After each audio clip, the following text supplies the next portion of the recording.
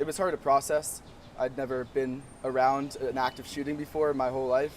And the first time the shots went off, we didn't know they were shots, so it wasn't as terrifying. But the second time, we knew what was going on, so everyone was ducking for cover and just trying to make sure that we were all safe. But I'm just really grateful for the police to have apprehended him at that moment. Walk me through a little bit of what happened last night at Buford's. Yeah, so I got to the bar around midnight. It was packed, Saturday night, everyone's out there having a good time, shoulder to shoulder, probably as many people as I've seen in Buford's as long as I've been going there. And I was there for about an hour and a half, and around 1:45 I decided I wanted to go get some pizza. The bar was closing in 15 minutes, so I stepped outside, left the bar around 1:50, and got pizza, sat down at a picnic bench, was eating, and all of a sudden we heard dozens of, probably maybe 15 plus, loud bangs. And no one knew what was going on. We thought maybe it was fireworks, maybe it's like a motorcycle. So no one was panicking for the first probably 2 minutes after that. They were just walking around, trying to see what was going on. Then the cops showed up around 2:02. They pull up on the kind of east of Buford's. And then at that point, everyone's like, okay, this is serious. And then everyone starts running around. The cops get out. They see the suspect, walk down west, down 6th Street until they engage with the suspect. Did you see the suspect when this was happening or before this was happening? So I saw him walking at the far end of the street down towards Buford's. I couldn't really make him out because he was across the street and down the road from me, but I could see he was holding a gun and walking towards the police officers. And then he fired. I think he fired 3 times at them, and they fired back. And that's what you saw. I mean, exactly. What was your reaction when you saw the shots go off? Yeah, I just didn't it was hard to process. I'd never been around an active shooting before in my whole life. And the first time the shots went off, we didn't know they were shots, so it wasn't as terrifying. But the second time, we knew what was going on, so everyone was ducking for cover and just trying to make sure that we were all safe. But I'm just really grateful for the police to have apprehended him at that moment. What were you doing at Buford's last night? I was partying. I was having a good time. My 2 friends were celebrating their 21st birthday, so we were out to celebrate them. Buford's is a UT bar. It's probably 90% plus UT students, all upperclassmen. So when something like this happens, it really hits into the heart of the community. Because I know people who were injured, and I have friends who know people who were killed. So this affects everyone here, and I really hope we can all come together and support each other through this hard time. You knew some of the people that were killed? I didn't know anyone who was killed, but I did know someone who was shot. And he's okay, thank God. What was your reaction when you heard that news? Just there's a pit in your stomach. You just can't believe it. That it just missed his vitals. It could have been much worse. And to have that happen to someone that you know it's really hard. But like the bigger picture of it, that like 20 people were injured, it also hurts because these are all people that either I know or other people I know now. And it sounds like you were outside. You were going to grab pizza. You didn't happen to be in there, but a couple minutes before, a couple minutes after, could have been a different story. I mean, exactly. Do you think about that? I do, and it's hard to think about, but yeah, if I had stopped to grab water or if I'd seen a friend on the way out of the bar, stayed for 4 or 5 more minutes, now I'm on the patio when he drives by in the car, and then who knows what happens. So I'm just really grateful, thank my lucky stars that I was able to get out of this unscathed.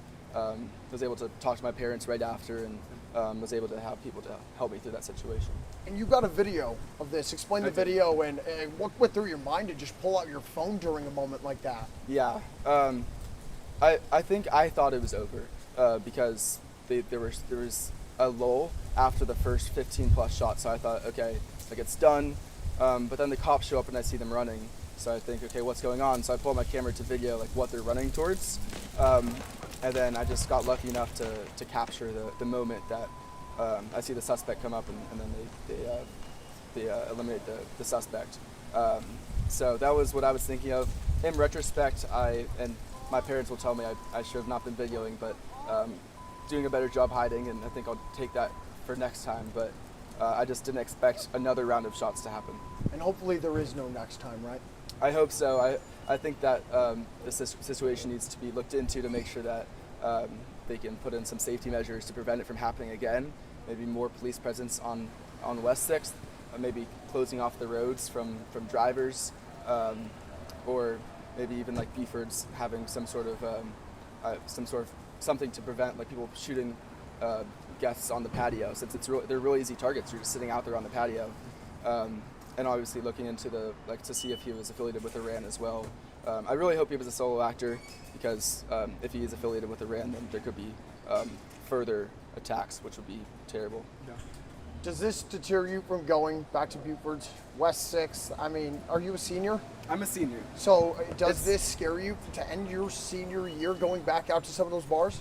It's terrible, because senior year is supposed to be the most fun time of college. So your last few months with all your friends before you go off to different cities. And Buford's is the place. That's where all the seniors go. I remember after one of my friends' graduation, like every senior after graduation goes to Buford's and has a good time there. So I don't think it's going to deter me. I think I'll be more aware of my surroundings, maybe have a little bit less to drink next time, because I don't know what's going to happen. But I think as a senior, you really do have to make the most of the last few months. Yeah, and I want to go back to you talking about the phone, and you said you could have maybe, your parents were like, you probably should have hid more. Yeah. Did you ever drop to the floor? Did you ever hide? I mean, when those first couple of shots went off, what was your immediate reaction to this? Yeah, so after the first 15 shots or so, yes, I like got up and like went behind. There's like a bench that I crouched behind. But then after nothing happened for a little bit, I went back to sit down, and no one around me was panicking. There was no one running. Again, like people didn't realize there'd been a shooting.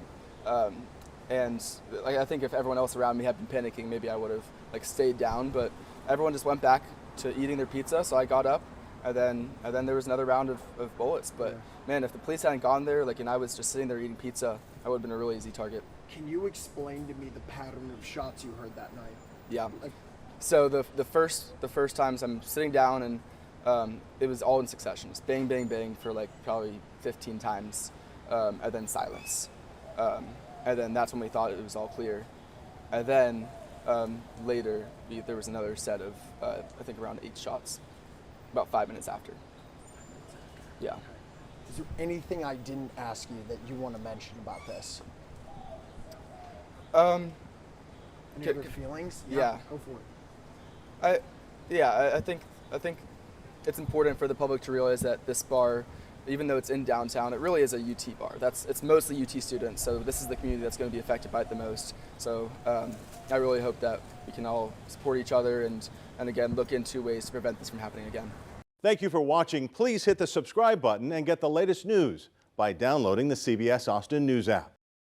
My name is Jeremy Fisher. It's Jeremy Fisher with the Austin Police Department's Public Information Office. This afternoon at about 2:30 p.m., officers attempted to execute an arrest warrant at the Peace Parkside apartment complex at 1300 West 24th Street. Upon contact, the suspect refused to exit the residence, and SWAT was requested to the scene to assist. At about 4:30 p.m., the suspect complied with SWAT's commands and exited voluntarily, was taken into custody without incident. At this point, the operation is still ongoing. We expect the street to be closed for some time as the investigation continues. I want to thank the residents here for their patience and cooperation throughout this operation. We do not believe there to be an ongoing threat to the public at this time. However, as always, that can develop as things come to light. Any questions? How'd you get the call and tip? My understanding is that the warrant was written, and as soon as it was issued, officers attempted to execute the warrant. How much time passed from police making contact to SWAT arriving, and how much time passed from SWAT arriving to the surrender? I don't have the precise details as far as the timeline. I know generally for an operation of this type, if they're non-compliant at the outset, then SWAT is going to, the trigger's going to get pulled pretty quick in terms of getting SWAT to the scene. I don't think they were on scene very long before the suspect complied. Maybe, I mean, the whole thing from start to finish took less than 2 hours by the time he was in custody, so not long. Do you have any details about what the arrest warrant was related to? Murder. Yeah, it was a murder warrant for one of the previous 2026 homicides here in Austin. Which one would that? I'm sorry? Which one would that be? I'm gonna wait and let the full-time guys update you on the specific details in terms of who got arrested and which homicide it was related to.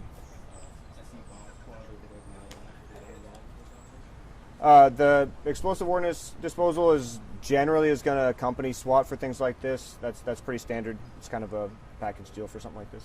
And you said that it's still ongoing. However, the person has surrendered themselves. What situation would warrant the SWAT still being here after a surrender? Well, so right now and for the foreseeable future, it's going to be contingent on getting a search warrant for the residence and having the investigators go in and see if there's anything of evidentiary value.